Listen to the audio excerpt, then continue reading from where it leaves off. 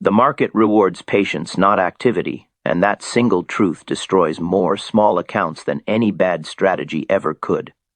Most traders believe progress is measured by how often they trade. They feel productive when they are clicking buttons, entering positions, adjusting orders, watching candles move. But the market does not recognize effort. It does not pay salaries. It pays results. And results only come when price confirms that the timing is right. Everything else is noise disguised as work.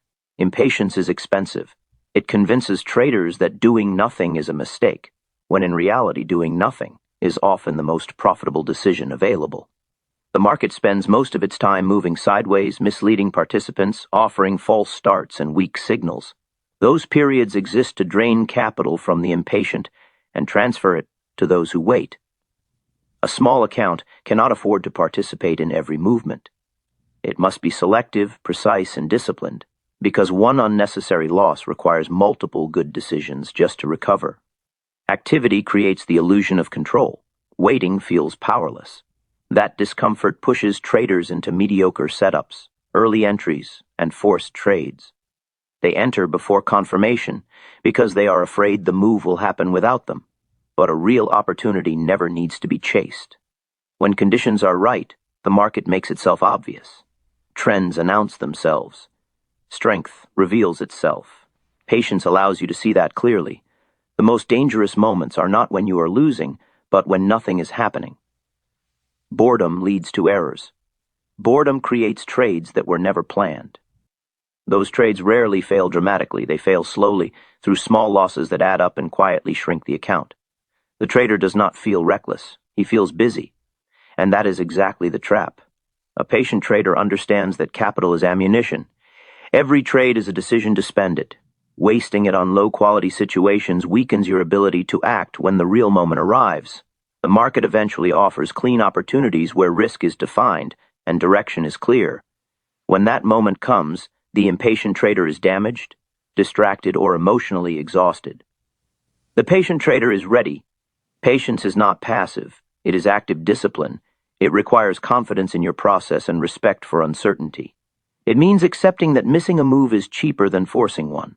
It means understanding that your job is not to trade often, but to trade well.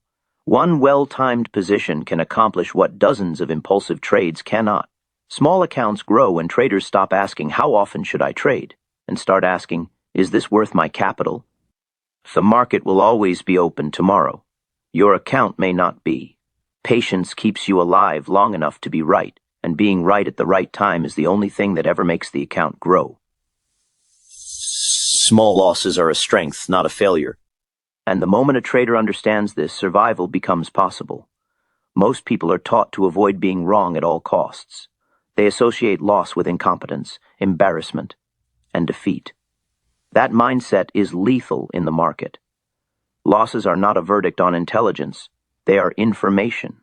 They are the market telling you that your timing, your price, or your premise was incorrect. Listening early is strength. Arguing is weakness. A trader with a small account cannot afford pride. The market does not negotiate. When price moves against your position, it is not challenging your opinion, it is invalidating it. The faster you accept that message, the cheaper the lesson becomes. A small loss is controlled damage. It keeps you flexible, mentally clear, and financially alive. A large loss does the opposite. It narrows your options and distorts your judgment. Most catastrophic losses do not begin as large mistakes. They begin as small, ignored ones. The trader hesitates to exit because he wants to be right. He tells himself the market will come back. He widens the stop, reduces the position in his mind but not on the screen, and slowly converts a manageable loss into a crippling one.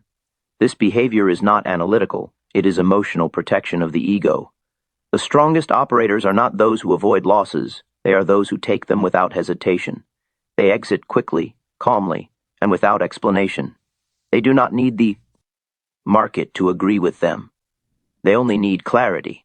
Once clarity is gone, the trade is over. Small losses preserve confidence. They prevent fear from accumulating. A trader who allows losses to grow carries emotional baggage into the next decision. He trades smaller than planned, exits winners early, or overcompensates by taking reckless risks. None of that comes from the strategy. It comes from unresolved damage. Taking a loss early is an act of control. It reaffirms that you, not the market, are managing risk. It keeps your statistics intact and your process clean. Most importantly, it keeps you in rhythm with reality instead of fantasy. The market will always provide another opportunity. It will not always provide another chance if you refuse to accept loss. Traders who understand this stop fighting the idea of being wrong. They embrace it as a cost of doing business. A small account grows not by avoiding losses, but by preventing them from becoming disasters. Losses are inevitable. Ruin is optional. When you treat small losses as a routine expense instead of a personal failure, the market stops feeling hostile and starts feeling honest. That honesty is what allows discipline to take root and consistency to follow. Big money is made by sitting, not trading, and this idea feels backward to almost everyone who enters the market. Action feels productive. Stillness feels risky. Yet the market has always rewarded those who can remain motionless while everyone else fidgets. Entering a trade is easy. Exiting too early is easy. Sitting through uncertainty, while a position works in your favor, is where discipline is tested. Most traders think the work is done once they are in a TRA. In reality, the hardest part begins after entry. Price moves, emotions react, and the urge to interfere becomes overwhelming. A small pullback feels like a threat. A pause feels like the end. So they exit, not because the market told them to, but because discomfort demanded relief. The market trends longer than logic expects. Real moves are built through hesitation, pullbacks, and slow continuation. The trader who understands this does not panic at normal fluctuations. He understands that noise is not a signal. He allows the position to breathe because he entered with confirmation, not hope. Small accounts rarely grow because traders never allow profits to mature. They take small wins repeatedly and feel safe, but safety does not create expansion. One meaningful move, held properly, can change the structure of an account. Dozens of quick exits cannot. Sitting does not mean ignoring risk. It means trusting the premise until it is invalidated. The exit should be based on structure, not emotion. When traders constantly manage winning positions, they are not protecting profits, they are suffocating them.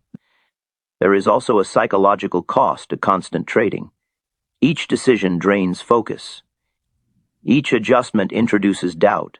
By the time a real opportunity unfolds, the trader is mentally exhausted. The operator who sits conserves energy. He stays clear-headed for the moments that matter. The market offers very few trades that deserve patience. But when they appear, they must be respected. Most traders abandon these trades too early because they are conditioned to fear giving back gains more than they value letting them grow. That fear caps accounts permanently. Big profits require tolerance for open profit volatility. They require accepting that unrealized gains will fluctuate. The trader who cannot tolerate that will always exit early and wonder why consistency never compounds. Sitting is not laziness. It is confidence in preparation. It is the belief that the market does not need constant supervision to do what it was already doing before you entered. The trader who learns to sit stops chasing outcomes and starts allowing them. Accounts do not grow through constant motion. They grow through correct positioning and patient holding. The trader who masters sitting transforms from a participant into an operator, and that shift is what separates those who survive from those who scale. Confirmation matters more than prediction, and this is where most traders confuse intelligence with effectiveness. Predicting feels impressive. It feeds the ego. It creates the illusion of mastery. But the market does not reward those who guess correctly once. It rewards those who align consistently with what is actually happening. Prediction is an opinion. Confirmation is evidence. Traders who rely on prediction enter trades early. They anticipate breakouts, reversals, and trends before the market has committed. Sometimes they are right, and those moments reinforce bad habits. But over time, anticipation bleeds capital.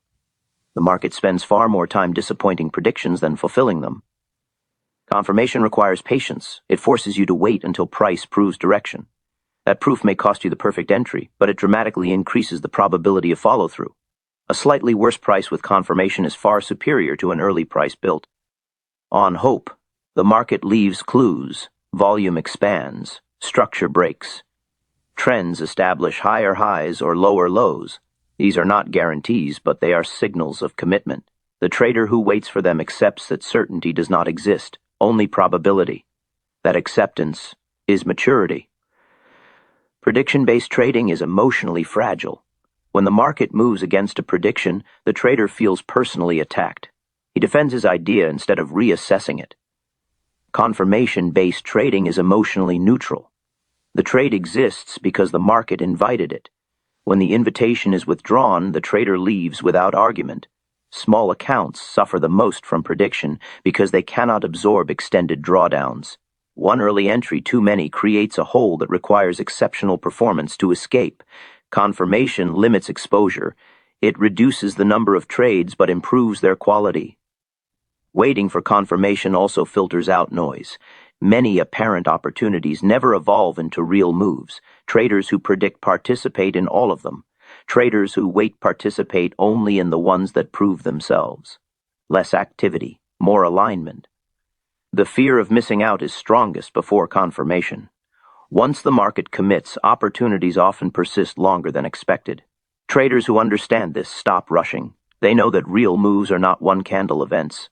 They develop over time and offer multiple chances to participate. Confirmation shifts responsibility away from ego and toward process. You are no longer trying to be right first. You are trying to be right when it matters. That distinction is everything. The market does not care who saw it coming. It revoit. RDS. Those who stayed with it after it arrived. Traders who stop predicting and start confirming trade less, lose less, and think more clearly. Over time, clarity compounds just like capital, and the account reflects that discipline.concentration beats overtrading, and this is one of the hardest lessons for small account traders to accept. Spreading capital across many positions feels safer. It feels professional. But most of the time, it is just unfocused risk. When attention is divided, discipline weakens. When capital is scattered, results flatten. Overtrading is rarely about opportunity. It is about restlessness. The trader feels the need to be involved, to have exposure everywhere, as if being in more trades increases the chance of success. In reality, it increases the chance of error. Each position carries its own risk, its own emotional weight, and its own demand for management. The more trades you open, the less clearly you see any of them. Strong operators wait for clarity, then commit. They do not dilute their best ideas by surrounding them with mediocre ones. When the market presents a high-quality setup, concentration allows it to matter. A single well-structured trade can move an account more than 10 average ones. Small accounts are especially sensitive to overtrading. Transaction costs, slippage, and emotional fatigue all scale against you. Each additional trade chips away at focus and capital. The trader feels active, but the account remains stagnant. Concentration also sharpens decision-making. When you are focused on one or two ideas, you understand their behavior better. You see how price reacts, where it hesitates, where it accelerates. This familiarity improves execution and reduces impulsive reactions. Diversification protects wealth. Concentration builds it. That distinction is often misunderstood. Protection is valuable once size exists. Before that, growth requires selectivity. You cannot protect what has not yet been built. The fear behind overtrading is usually fear of missing out. The belief that if you are not involved, you are falling behind. But the market does not reward participation. It rewards precision. Missing a trade costs nothing. Taking a bad one costs capital. When traders learn to concentrate, they trade less but with more conviction. Their losses become smaller because they are selective. Their wins become larger because they commit fully when the conditions justify it. Concentration also forces accountability. When you have only a few positions, you cannot hide mistakes among noise. You see clearly what works and what does not. That clarity accelerates learning. Small accounts do not need more trades. They need better ones. When you stop spreading yourself thin and start waiting for situations worth committing to, trading becomes simpler. Fewer decisions, clearer execution, stronger outcomes. Concentration removes distraction. And in that focus, real growth becomes possible. Survival always comes before growth, and this truth is ignored by most traders because it feels slow and unambitious. Everyone enters the market thinking about expansion, profits, and freedom. Very few think about staying alive. Yet every trader who ever grew an account first mastered the art of not destroying it. The market does not require brilliance to survive. It requires restraint. Most accounts are not wiped out by one doctor. A matic mistake, but by a series of small, careless decisions made without respect for risk. Survival is about avoiding those decisions. It is about understanding that capital is finite, and opportunity is endless. A trader who prioritizes growth before survival forces outcomes. He increases size too early, ignores risk limits, and treats drawdowns as temporary inconveniences instead of warnings. The market has no obligation to let him recover. When survival is compromised, growth becomes impossible. Survival creates optionality. When you are still in the game, you can adapt, learn, and improve. When you are out, lessons become irrelevant.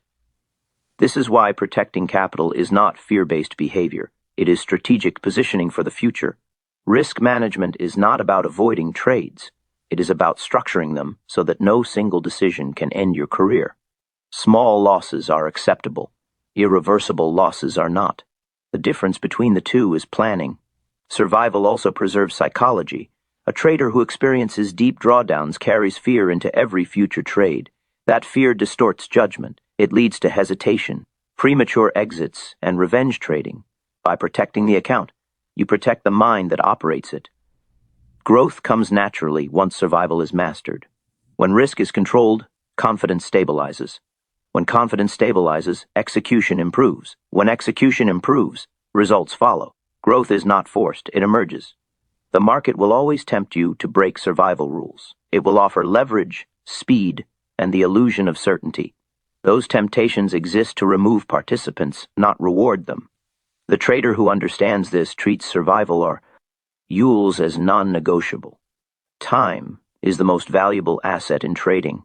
Survival buys time. Time allows patterns to repeat, experience to accumulate, and discipline to mature.